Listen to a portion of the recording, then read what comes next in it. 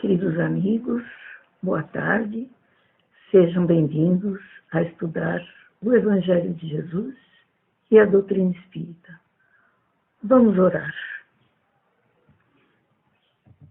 Vamos acalmar os nossos corações, serenar as nossas mentes. Vamos nos unir ao Mestre amado Jesus e à espiritualidade amiga. Vamos agradecer por mais esta oportunidade que nos é dada para o estudo, o conhecimento e esclarecimento, e que possamos aprender, compreender e, principalmente, colocar em prática todos os ensinamentos recebidos.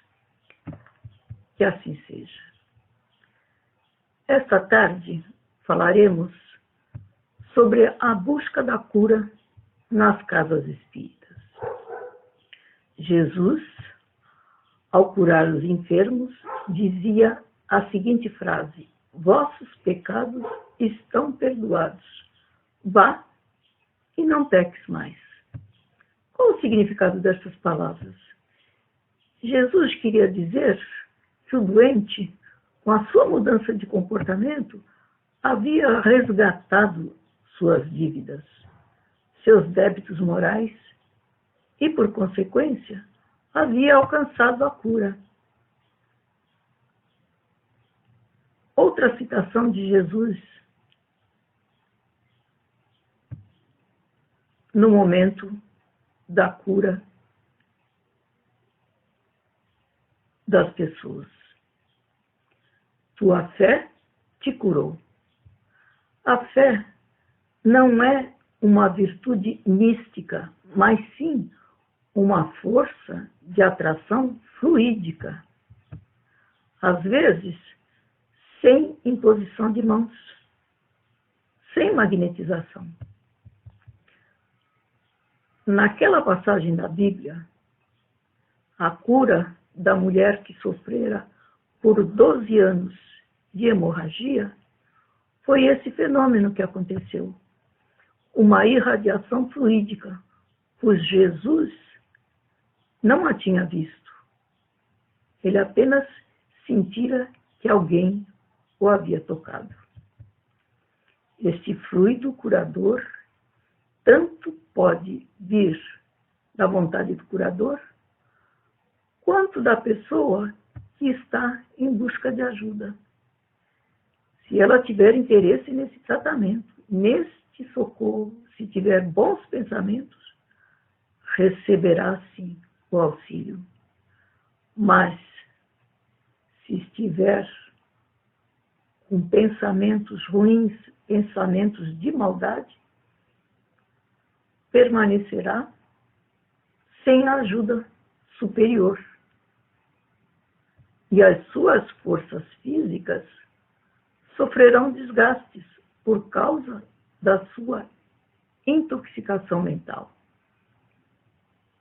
É o caso de duas pessoas com a mesma doença na presença do curador. Uma que está com bons pensamentos, acreditando naquele processo, alcança a cura. A outra, não. No mundo em que nos encontramos, há muitas doenças do corpo e da mente. E essas doenças, elas vêm para a cura do espírito. O Espiritismo nos ensina que os nossos males e as nossas aflições são, muitas vezes, expiações do passado, consequências de faltas que cometemos em outras vidas. Então, somos todos espíritos devedores. Estamos num mundo de provas e expiações. O que são provas? As provas são testes, oportunidades concedidas por Deus para que o indivíduo vença as suas más tendências. na maioria das vezes, é o próprio espírito, na erraticidade, na vida espiritual, que escolhe essas provas. Então, vimos que as provas, a maioria das vezes, são escolhidas pelo espírito. E o que são expiações? As expiações não são escolha do espírito. As expiações são impostas e decorrem de faltas cometidas, faltas graves cometidas pelos espíritos. Então, as expiações visam a sua reeducação. Emmanuel exemplifica. É como se fosse a pena imposta pelo juiz ao criminoso. Mas nem toda dor ou castigo sofrido nesta vida é prova ou expiação.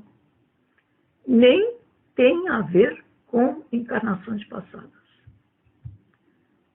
Por quê? Porque nós não podemos descartar a possibilidade de ser um incidente, um episódio acidental, independente de demérito ou resgate expiatório. É comum os espíritas julgarem que todo problema enfrentado, toda dor ou castigo,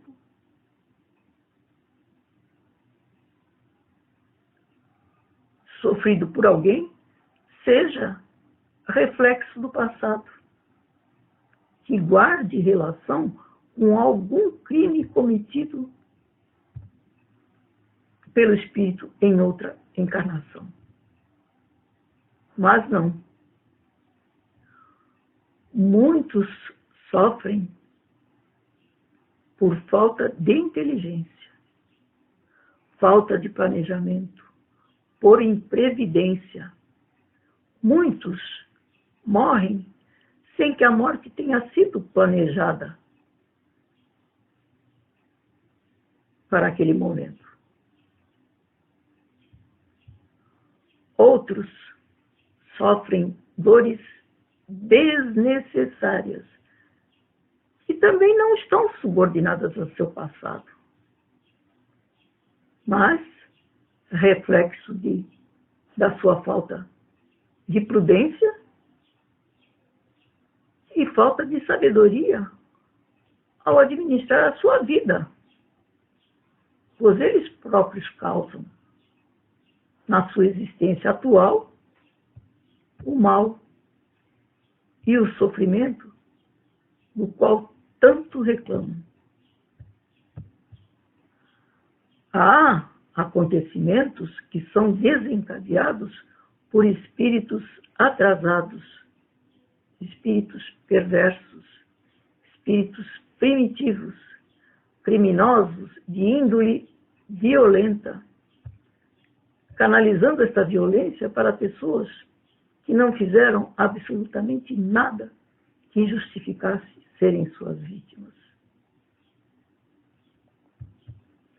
Então, tentar explicar o sofrimento de todas as vítimas de crimes hediondos como punição por erros do passado seria desrespeitar a dor da família e da pessoa, de alguma forma dizendo que aquela criatura mereceu o destino que encontrou. Não. Não façamos esse tipo de comentário e nem tenhamos esse tipo de comportamento. Há também pessoas que não se cuidam, levam um tipo de vida não saudável, têm descaso consigo mesmo ao longo do tempo. Poderá o médico fazer milagres? Ele poderá ser responsabilizado? É claro que não. Então, por que estamos falando disso? Estamos falando que há casos que são desencadeados por comportamentos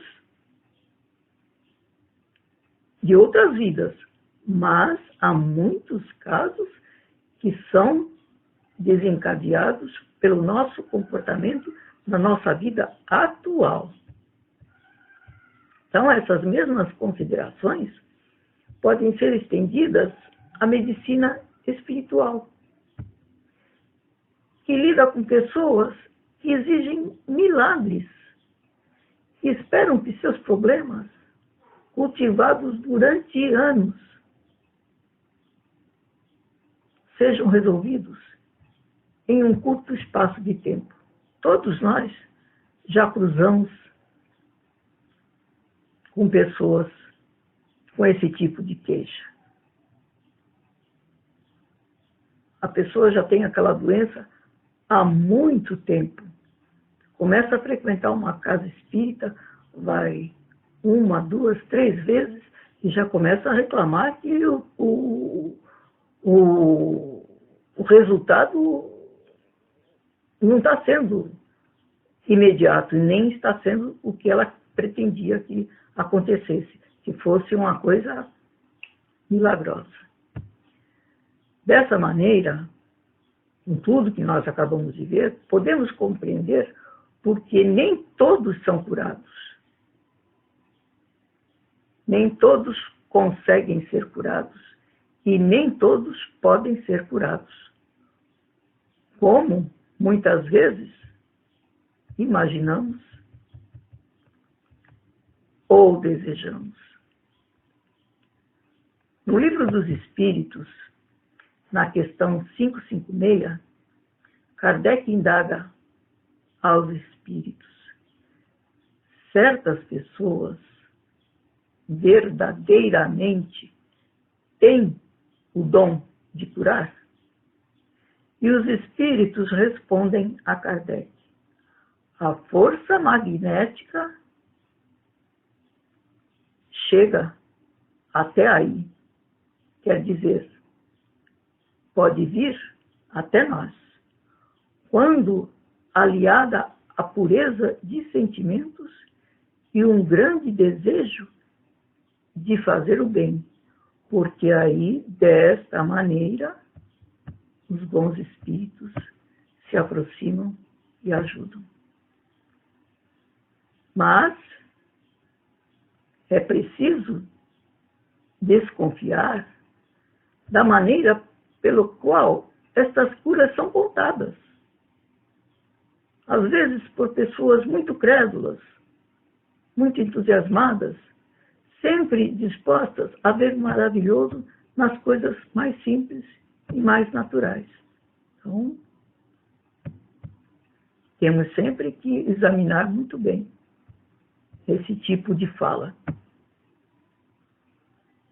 Quando se fala de tratamento e cura de enfermidades, não podemos esquecer a relação existente entre mente, entre corpo e emoção. Por quê? Porque o homem é fruto daquilo que sente e daquilo que faz. São as emoções o grande canal através do qual a mente se manifesta no corpo, nos seus estados de saúde e enfermidade. Vai depender das emoções que aquela pessoa está passando, dos sentimentos que ela está passando. Ela vai ter saúde ou enfermidade. Não há também uma observação a ser feita, não há como disfarçar por muito tempo as emoções, as mágoas, os desgostos, as insatisfações e a infelicidade. Às vezes, a pessoa está passando por tudo isso. E quer demonstrar que está muito feliz. Ou seja, ela está fingindo o sentimento pelos quais está passando naquela hora. E com este comportamento, com esta fuga da realidade, o que acontece? O corpo fala e se manifesta através de doenças.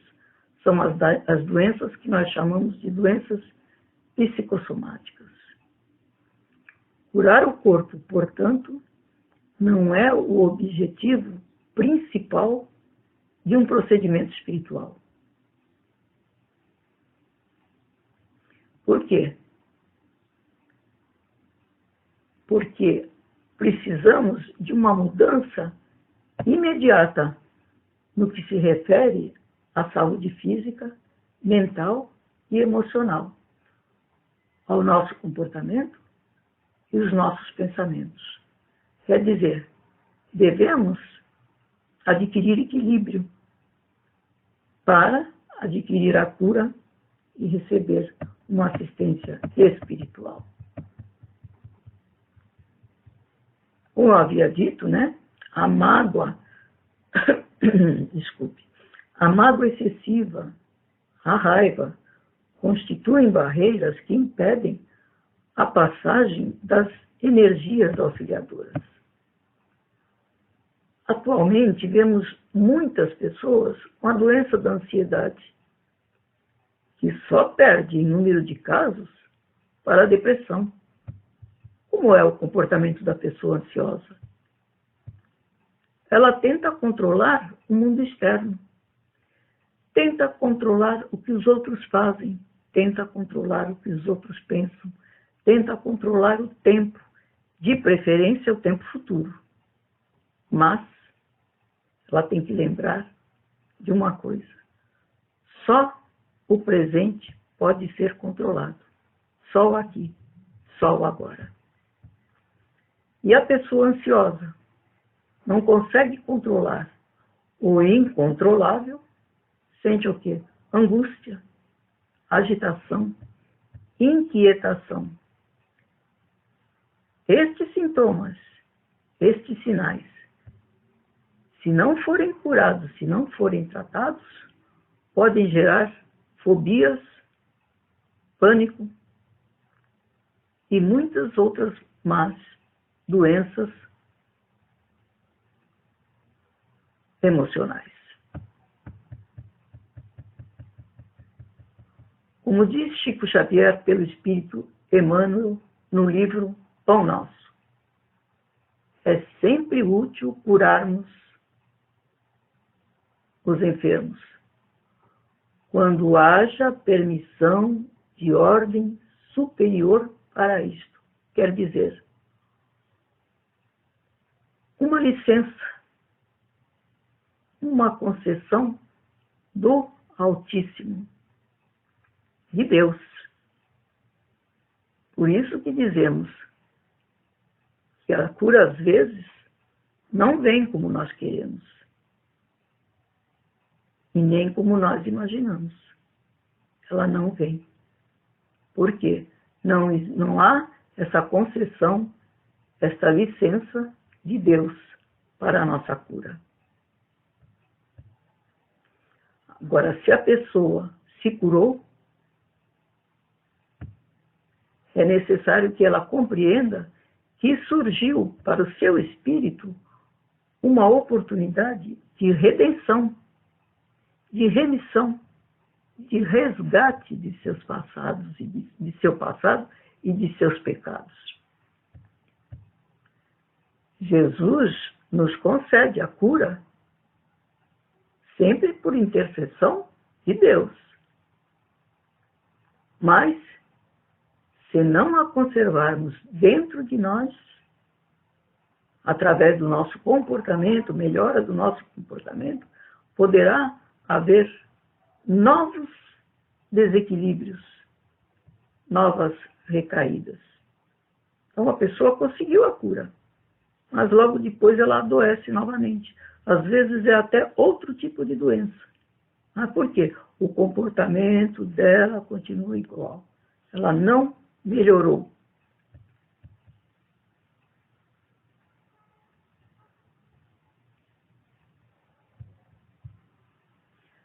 Nossa presença na casa espírita é muito importante. Por quê? Porque nós somos convocados à caridade, muitas vezes sem mesmo perceber. De que maneira? Ajudando através da prece, do silêncio, dos bons pensamentos e de uma postura fraterna e cristã. Somos responsáveis por todas as posturas e pensamentos que emitimos dentro e fora da casa espírita. Um mau pensamento, principalmente dentro da casa espírita, numa sessão de cura espiritual, pode dificultar e até mesmo prejudicar o trabalho do mundo espiritual na casa. Jesus nos ensinou os benefícios da prática cristã. Abre aspas, orai e vigiai. Fecha aspas. Então, que nos mantenhamos em sintonia com os bons espíritos. De que maneira? Evitando a cólera, o desânimo, a maledicência, pois isso interessa. Pois este comportamento, evitando tudo isso que eu acabei de falar, interessa para a regeneração tanto do nosso corpo físico, como significa também um corretivo espiritual. O pagamento de qualquer débito, de modo que a pessoa possa se redimir, é a lei do amor. Fazendo bem ao próximo, seja no trabalho voluntário ou profissional, levando o bem a quem ela agrediu, a quem ela fez sofrer. André Luiz nos ensina os passos, como podemos alcançar a cura espiritual. Vejamos quais são. Comece o dia orando, pois a prece é luz na defesa do corpo e da alma. Semeie alegria. Fuja da impaciência. Não critique. Não censure. Haja sempre no bem. Não cultive inimigos, desafetos. E, para concluir, cito também de André Luiz uma frase que eu gosto muito. Abre aspas. Quantas existências, quantos corpos, quantos séculos, quantos serviços, quantas mortes necessitamos ainda? Obrigada a todos pela atenção. Se quiserem pesquisar sobre o assunto, as fontes de consulta foram de Allan Kardec, o Evangelho segundo o Espiritismo, o Livro dos Espíritos, o Livro dos Médiuns e a Gênese. De Joseph Gleber, psicografado por Robson Pinheiro, A Alma da Medicina. E de Chico Xavier, pelo Espírito Emmanuel, Pão Nosso. Vamos fazer a nossa prece de encerramento. Agradecemos aos bons espíritos que estiveram coordenando os trabalhos desta tarde, nos intuindo, nos auxiliando.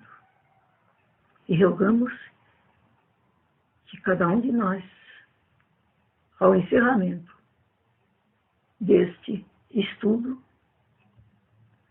esteja fortalecido na prática do bem e do amor ao próximo. Que assim seja.